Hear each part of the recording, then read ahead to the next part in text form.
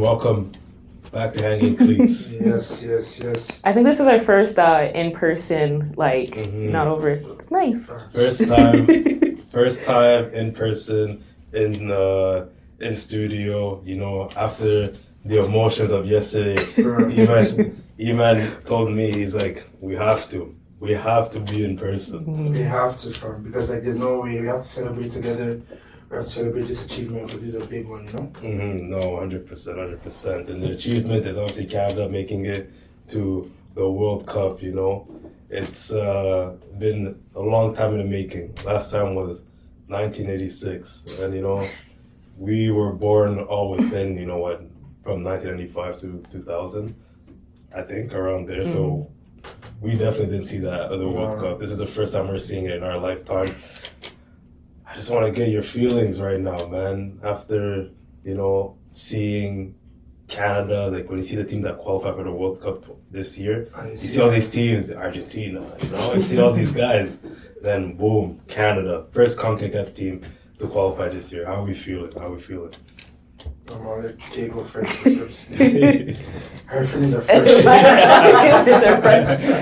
Oh man. I was, very, very fortunate enough to grab tickets because they sold out within 30 minutes and able to go. And, I don't even know. It's just a whirlwind. Like, yesterday was just absolutely madness. And, I've been to, TFC games. I've been to the Canadian games and everything. But this game in particular, just the vibe was different. And it was a lot of excitement because everyone knew, going into this, this is the moment, this is happening. So everyone was super excited. It's something that you feel even when you're going to the stadium. Exactly. Yeah. Exactly. It was, I wish I could relive that day all over again.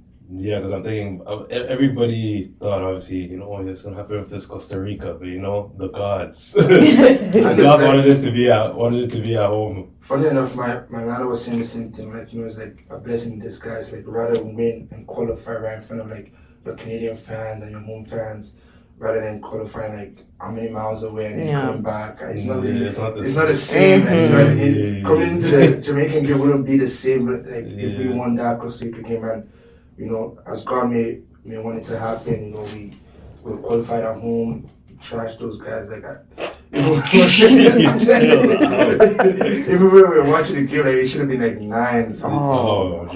It was a crazy game. I feel like from the get-go, from the beginning, from the first minute, I feel like they wanted to just kill the game there and there so they can just ease for the rest of the game. Yeah. And they tried their best and they gave it their all right in front of the fans. And you could see the energy coming from the fans because we watched it from home. She experienced it live. You could see the energy coming from the fans and through the television. You could see everyone was ready and excited. They were singing Canada throughout. They were singing, Canada's going to the World Cup even during the game and everything. So you can see the whole city, the whole country was ready for that moment. Yeah, no, I think for me, because you look at the emotions of that day, you look at Alphonso Davies crying hard on the floor and whatever, and just all the guys on the field, Milan Borja and all those guys. For me, I think the emotion came from the fact that it's when you believe in yourself, but nobody else does. Yeah. That's hard to sustain that for as long as Canada needed to sustain it to make it to the World Cup, right? John Herman came in 2018. He needed to install into these guys, we can do it. And a lot of these guys, they were in the Canadian system before John Herman. So they experienced what it was before. And all of them talk about the dysfunction and all these things. But when John Herman came in, implemented a structure and all these things, and then made the guys believe in themselves. And that's one thing Alphonso Davies talked about. It's just he's yo, I don't think you guys understand, man.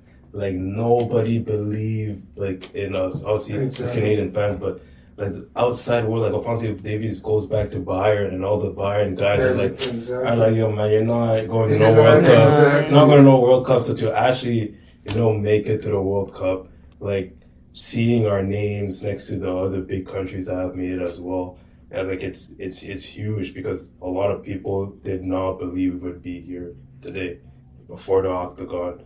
When John Herman got hired, nobody thought that we would get to this point. And us getting to this point too, it's not something that happened overnight. Yeah. Like, we needed to get the right coach in John Herdman, but Canada Soccer also needed to invest in John Herdman for him to have the tools to make all this work. And John Herdman talked about how he was banging on doors to get money for the guys, you know, and that's for different things, flights and all those things, just to make their situation comfortable enough and easier, right? Like, everything needed to come together for us to make it to the World Cup. A lot of people, when it comes to international football, don't know that, like, it's a different budget, you know.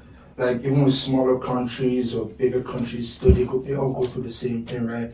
Because some international teams are government funded and stuff like that. So like they have their federation, and the federation has to get money from the Ministry of Sports and stuff like that. And they might not see the importance of like the World Cup qualifiers for like Canada or for like another country, right? So like you said, he had to like hustle to make these guys comfortable. Because like now Canadian soccer team, national team players are playing like top clubs in Europe and other countries, right? So they leave their local like comfort zone, their local like high level vibe, and they want to come here and have the same feeling so they can perform the same way, right? So like kudos to him for doing that, because obviously he knew that you have to have these guys comfortable and relaxed and don't have to stress for anything, so that they just have to come and worry about qualifying and playing the game and qualifying and getting the country to where they're supposed to be, you know? Exactly. And you talked a bit before we got started about John Herdman taking off all his clothes after that game.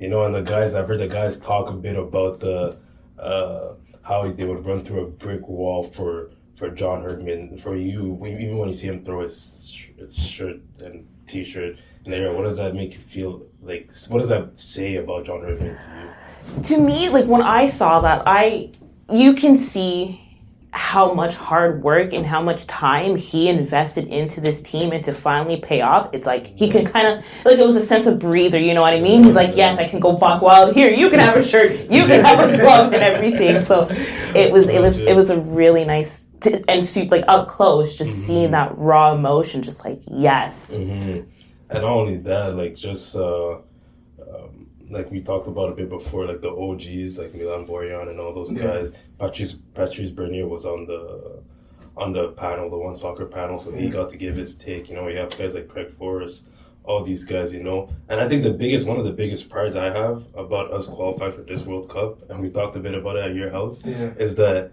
was not a cheap spot, you know. When you host the World Cup and you get a spot, you know, we have to respect you, but.